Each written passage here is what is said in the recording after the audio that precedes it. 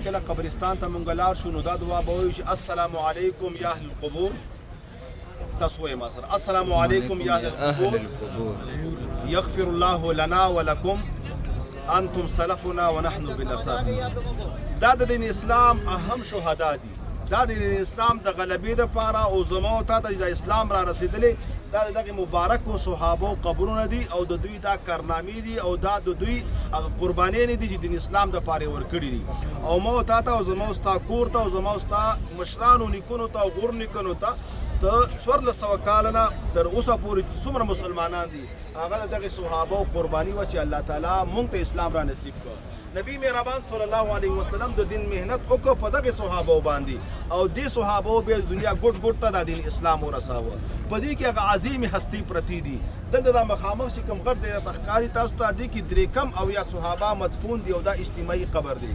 او اخوا چې کوم تاسو ته هغه ځای ښکاري هلته درې قبرونه دي او اصل کې دا دوه قبرونه دي. په دوه قبرونو کې یو قبر کې دوه صحابه دي او په بل قبر کې بل صحابه دي او هغه د جنتونو سردار سید الشهدا د شهیدانو مشر امیر حمزه د نبی مهربان صلی الله علیه وسلم تر مبارک مدفون دی او آرام کوي. دا هغه جنگ و چې نبی پاک علیه الصلاة والسلام ته پکې هم غشي ولګېدله. نبی پاک علیه الصلاة والسلام غاښونه مبارک پکې شهیدان شو او د نبی پاک علیه الصلاة والسلام په بدن مبارک باندې ډېر دردونه تیر شول. لیکن دلته یو عجیبه واقعه چې تاسو کله قرآن مطالعه کوئ یو بله وشوه. صحابو باندې الله تعالی یو عجیبه غم راوسته یو پریشاني راوستله. لیکن دې نه پس الله تعالی فرمایي غما بغم لکی لا تحزنوا. و یو بل غم مې په تاسو راوستی صحابو او دا غم مې دې دپاره راوست تاسو غمجن نشئ. عجیبه غوندې خبره ده. سړي باندې یو غم دی او غم چې کله ډبل شي نو انسان خو ډېر دردمن شي. او دلته الله تعالی فرمایي یو غم مې راوستی و او یا صحابه شهیدان شول. فتحه په شکست باندې بدله شوه او ورپسې بل غم راغی نو دا خو زیاتېږي. لیکن الله وایي نه ما دا غم کم که. اولنی غم چې کم و هغه شکست و. اولنی غم چې کم و هغه د کافرانو د شا طرف نه اټیکو او مسلمانان په منځ کې راګیرولو دا غم و.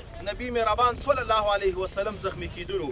غټ غم چې کوم وی شیطان یو آواز وکړ چې الله خبر شي محمد رسول الله صلی الله علیه وسلم شهید شو.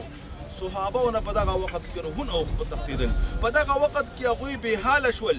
صحابه دماغ داسې شول چې منجمد شول، حیران شول چې داسې چلو شو. څوک یو طرف ته روان شو، څوک غر طرف ته روان شو احد، څوک مدینې طرف ته روان شو. نبی مهربان صلی الله علیه وسلم چې کله برابر شو اواز یې وکړه الی عباد الله، ما طرف ته راشه ای د الله بندګانو الحمدلله زه ژوندی یم. نو دا غټ غم و چې کله دا غم راغی مخکنی غم د صحابو نه هیر شو. دغې وجې نه زموږ دا مشران یو خبره کوي وی الله یې در باندې داسې غم نه راولي چې دا غم در نه هیر شي. ډېر غمونه شته، ډېرې پریشانیانې شته چې کله یو مصیبت راشي په هغې باندې صبر کوه او دې ته مه مجبوره کوه الله تعالی چې تا باندې داسې یو غم راولي چې مخکنی غم در نه هیر شي. نو په صحابو باندې دلته دا بل غم راغی او دا ډېر دروند غم راغی. صحابه یې ډېر پریشانه کړل، صحابه یې ډېر غمجن کړل. د صحابو د وجودونو نه یې ساه وویستله. هغوی بالکل داسې شول چې بېحاله شو، څوک یو طرف ته روان او څوک بل طرف ته روان. تر دې چې بعضې صحابو دا معلومیږي چې زموږ نه تورې وغورځېدلې چې څه وشو محمد رسول الله صلی الله علیه وسلم شهید شو. لیکن چې کله نبی پاک آواز وکړه الی عباد الله، ما طرف ته راشي ای بندگانو ای صحابو، صحابه एकदम راویښ شول.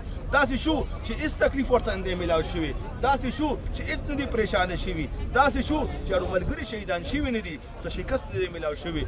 بیا الله تعالی مؤمنانو ته فتح ورکړه، کامیابي ورکړه او بیا دشمن وتښتاوه او دشمن اوس غلیده. نبی پاک علیه السلام دغلته پاتې شو.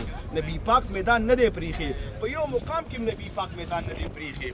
دغه مقام دی، دا قبرستان هم دلته دغې وجې نه جوړ شو چې ګوره دا دلیل دی چې صحابه نه دي تښتېدلي. نبی مهربان صلی الله علیه وسلم نه دی تښتېدلی. صحابه قرباني ورکړه. نبی پاک خپل خاندان کې خپل ترې قربان که حمزه رضی الله تعالی عنه. کافران وتښتېدل او صحابه دلته راجمع شول. د دې صحابو جنازه وکړه او دغه صحابه په دغه مقام کې مدفون کړل الله تعالی دې موږ ته توفیق را نصیب کړي چې هر مانځ کې صحابو ته دعاګانې وکړو ځکه په موږ باندې د صحابو احسان دی دغه صحابو موږ ته د دین اسلام را رسولې دي دغه صحابو په واسطه باندې موږ مسلمانان یو په دې ملک کې داسې خلک هم شته زمونږ په ملک کې چې دغه صحابو پسې غاپي دغه صحابو پسې خپلې ګنده خولي او ګنده ژبې راوستي دي الله تعالی د هغوی دا ژبې کټ کړي الله تعالی د هغوی ګونګیان کړي الله تعالی دې زمونږ د پاکستان او د مسلمانانو ملکه د دغه شیعګانو نه پاکه صفا کړي دا زمونږ د سر تاجونه دي څوک چې دوی سره بغض کوي د هغه په ایمان کې شک دی که څوک د هغه په کفر کې شک کوي نو هغه به خپله کافر دی چې څوک صحابو پسې بد رد وایي هغه مسلمان نشي کېدی صحابو د دین اسلام دپاره قربانۍ ورکړي نن که موتا کې اسلام دی نن که زما ستا په ملکونو کې د اسلام اواز لګېږي دا دغه صحابه دي او دغه صحابه بیا په پېښور کې قبر شته او تر دې پورې چې یو کتاب کې ما کتلي و د KPK او د پښتونخوا په ځمکه باندې او یا صحابه مدفون دي دا د چېرته نه راغلي دا د دغې مدینې او مکې نه راغلي او دین اسلام دپاره تلي الله تعالی دې وکړي چې مونږ د هغې صحابو په نقش قدم باندې لاړ شو او مونږ په هر عمل کې که ښادي وي او که غم وي د صحابو او د نبي پاک طریقه معلومه کړو او هغې باندې بیا زندګي وکړو اخره کې یو بله خبره کوم ګوره دا د احد شهیدان دي دا د نبي پاک تر دی څومره ښایسته قبر دی ځمکې باندې نه ښکاري موږ ته هم پکار دي چې خپل قبرونه د حد نه سیوا اوچت نه کړو سنت طریقه دا ده چې مې پوش خپل قبر جوړ کړو او یوه خښته یوه تیږه د ځمکې نه بره چې معلومیږي چې دا قبر دی بس دومره به کافي او دې صحابو دې قبرونه او د بقي قبرونه تاسو وکتل او دغه شان په مکه کې جنت المعلا چې هغه قبرستان و